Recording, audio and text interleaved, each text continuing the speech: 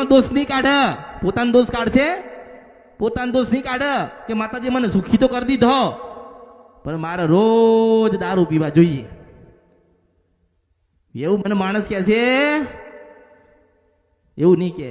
પણ જો યાદ રાખજો, મેં તમને સુખી કર્યા અને તમે એને મને કીધું ને કે અમે દુઃખી થયા, તો બધાની હાજરી એમ કહીશ કે ભાઈ મેં કીધું તો કે બૈરા કરજે, મેં કીધું તો કે જુગાર રમવા જજે, મેં કીધું તું કે દારૂ પીજે, મેં કીધું તો, મેં તો એવું કીધું તું કે બાળ બચ્ચાને પરિવારને સાચવીને રાખજે, કોઈક વેપાર ધંધો નવો ચાલુ કરે તો ખોડિયાલ કે બ્રહ્માણીના નામનો ચાલુ કરજે, 25 રૂપિયા તારી પાસે હોય તો 5 રૂપિયાનું કોક ખવડાવી દેજે.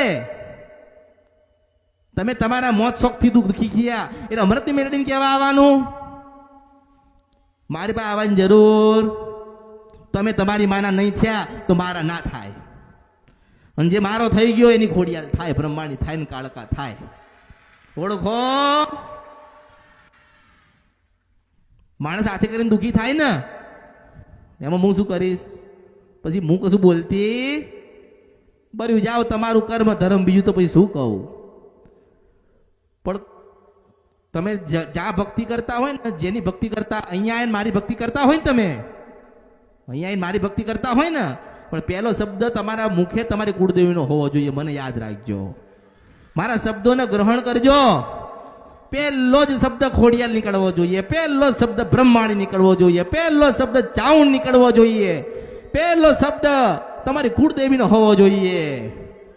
તમારી કુળદેવીની પાછળ હું જ છું. તમે સમજો કે તમારી કુળદેવીની પાછળ હું જ ઊભી છું, અને મારે તમારી કુળદેવીને કહેવાનું છે કે બુન થોડી આગળ જા તારી વસ્તીમાં. પણ કેવી રીતે કહો, તમે જેટલા આગળ ગુના કર્યા છે કે પેલી ખોડિયાલ જવાનું ચાલવાનું ના પાડે છે, પણ તમારા કર્મ બંધનમાંથી જોડાઈને તમને સારું જીવન આલીને ભક્તિવાળા કરીને પવિત્રવાળા કરીને તમારી ખોડિયાલ તમને બોલતી થાય ને એવા આશીર્વાદો પછી મેરડી આલું છું. એટલે ઓળખો,